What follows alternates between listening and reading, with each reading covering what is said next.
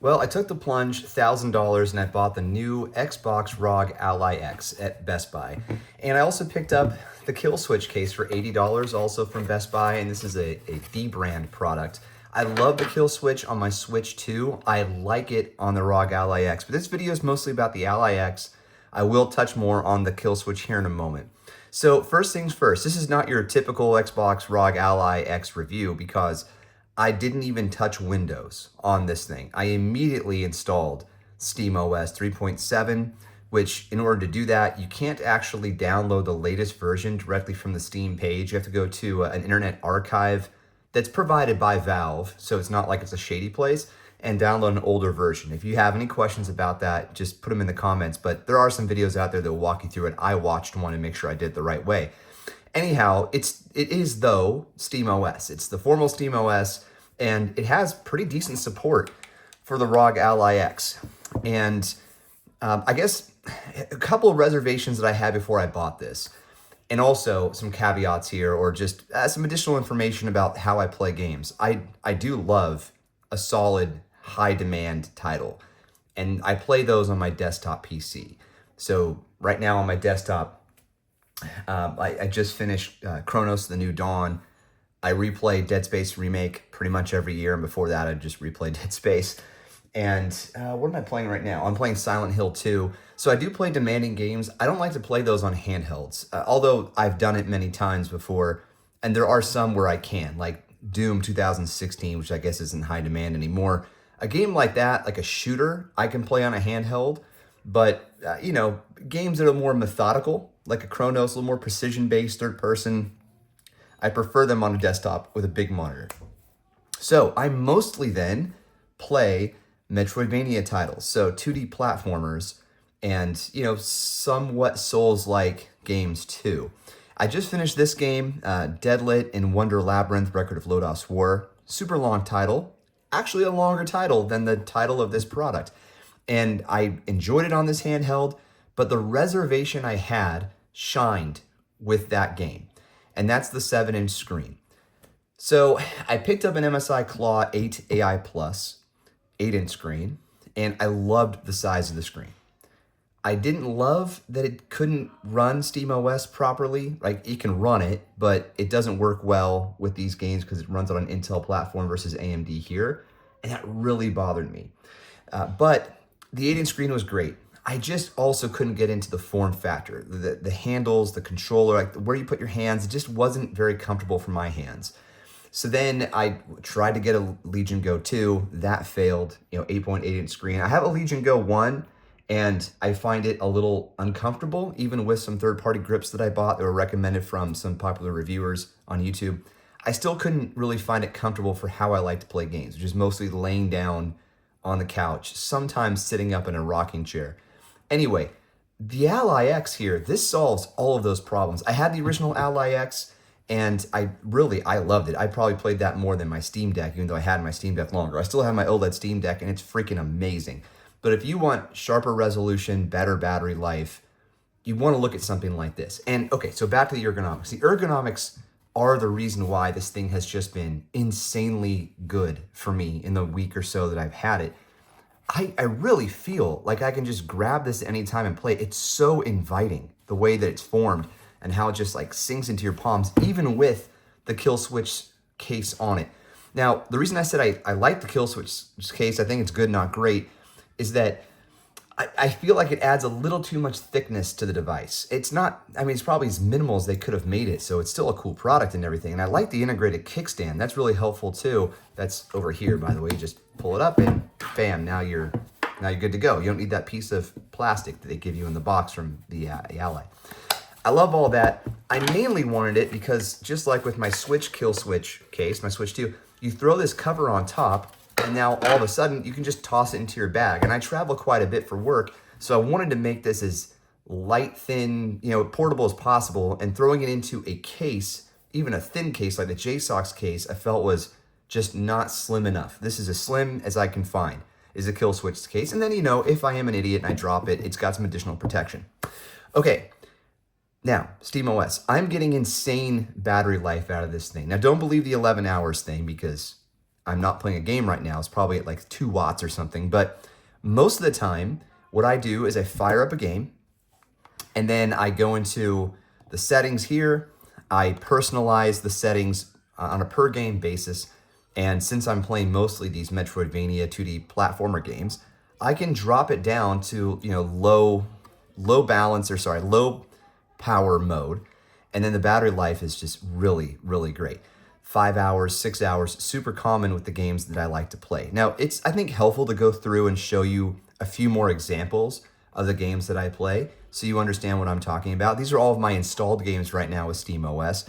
And you'll see some demanding games, but mostly it's these platformers. So or these Metroidvanias, like the Night Witch, Knight vs. Giants, ton of fun. I haven't fired up the Castlevania collection, but these are Game Boy Advance games, so these are going to be super lightweight and easy on the CPU, or on the battery rather. Wizardom, that's a shooter, but it's like a pixelated game. It's very low demand. Quake, I like to replay Quake pretty often, so I'm going to jump into the latest game jam there. And Rebel Transmute, I replayed that on here. Oh, I said earlier that this game really stretched me. So the reason for that, let me fire it up and show you, is that the character is pretty small in this game. The bad guys are pretty small in the game. So when you're playing, it's like, man, if you're on a 7-inch screen and you're already struggling with a 7-inch screen, having little tiny pixelated characters, I think makes it even harder on your eyes. So I do really wish that this were a bit bigger than 7 inches, even like a 7.4 like the Steam Deck. That would have really made all the difference in the world. And there's so much room, presumably, with these bezels that I think they probably could have pulled it off. But look, I'm not an engineer. What am I gonna tell you? I just wish it were that way. I don't know how they would pull it off. But as you can see here, the character is pretty tiny. I mean, it looks like Castlevania Symphony of the Night. And I mean, that's what they were going for, I think, when they built this game out. So, even like reading the map, you can't zoom in. That's a game limitation, right? Can't zoom in on this map. Most of the games that I play, you can zoom in on the map. So that was a bit of a downside. And then down here in the corner, you can probably barely see it. There's this, somewhat transparent little mini map that doesn't give you, this is a game problem, doesn't give you too much information about what's around you, just a tiny bit. And that would kind of hurt my eyes too. It's just a little too small. But even though it's a 7-inch screen, something that I love about this versus the MSI Claw, the Legion Go S, which I reviewed on the channel, and the original Legion Go, is that this does have an anti-glare coating. It's way better at managing light and reflections than the Legion series. It's very similar, maybe identical to the original Ally X, and it's also similar to the Claw. The Claw had a nice anti-glare coating too. Now, nothing really beats the Steam Deck's etched glass on the more expensive OLED model, but it's pretty similar. The OLED is definitely better on the Steam Deck side. So, why I'm keeping this, even though I have a Steam Deck OLED and a Legion Go. The Legion Go 8.8 inches is very big, it's very cumbersome, and I don't find it comfortable to play. I do like that you can detach the controllers, and I do have a use case for that, but I don't find myself really gravitating to that as much as this.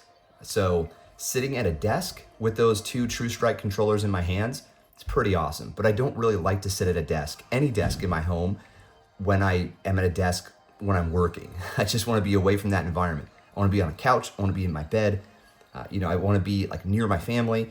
And so for that, this is just the most attractive, inspiring way to do it. And the fact that I can run Steam on this and it runs super well is really something special. There are some plugins that I've seen people recommend. I did download them and try them, but I ultimately uninstalled them. And they're all based on a plugin platform, for lack of better terminology, called Simple Decky Loader. If you put Simple Decky on here, you can then install some other plugins that will help you with, changing the colors of the light rings, and we have very precise TDP controls, like getting it down to 3 watts if you really wanted to, or bumping it up to 35. And the reason I uninstalled those is I wanted to keep it as a more genuine experience, and I have some faith that Valve are going to continue to invest in making the ROG Ally series of handhelds more compatible with SteamOS. It is in beta, like officially support for these handhelds is in beta. So we're on our way, right? It's more than just a roadmap item. They're actively working on it. And I just like to have zero conflicts between those plugins and whatever Valve does produce in terms of official support. I want to have that clean.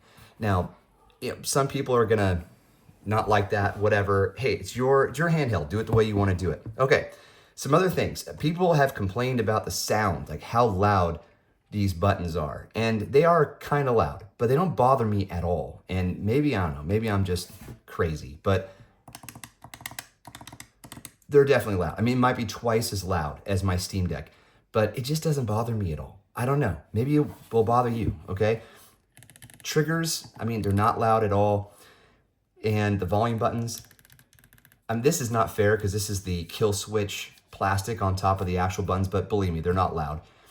Okay, it'd be great if the fingerprint reader worked in SteamOS, but unfortunately it doesn't.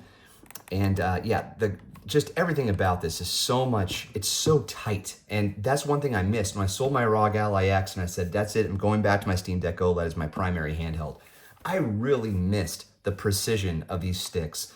It's great for shooters, at least for me, and I love it for my Metroidvanias. Even though they're 2D platformers, you might think I'm gonna use the D-pad, I'm mostly a analog stick guy. So sorry if that's terrible for the purists out there, but yeah, I like using these sticks. Okay, one last thing I want to mention is how fast this wakes from sleep. And I haven't noticed an uncomfortable amount of overnight drain or standby drain. Somehow, there's like some magic here. Check this out. I'm going to count to 3 and then press the button. Watch how quickly this wakes up. 1, 2, 3. That's pretty awesome, right? Okay, it's so fast. It's so great. Okay, one last comment, then I'll let you go, and that's the kill switch, the cover. So I hope I'm doing this right, but I don't like just how easy it is for this piece of plastic to rub against the display or even the bezel here. So just watch out for that if you go with this case. I don't know what the deal is. Like, you really shouldn't go from the bottom to the top. You should go from the top to the bottom. But I'm having a hard time. Like, now I can kind of get it over the lip, and if I press down, it will lock, which is great. But I find myself too often being on the wrong side of this piece of plastic on the TPU case. So just keep that in mind if you decide you want to try out the kill switch. It is a super big pain in the butt to install, and it's a big pain in the butt to uninstall. I did both, and then I put it back on, and I'm going to take it off again when I install a bigger SSD in here. Kind of sucks, but hey, it's still a good case once it's installed, and you're going to be happy that you have it if you're into that kind of stuff. So, all right, hey, thanks for watching. We'll see you on the next one. Cheers.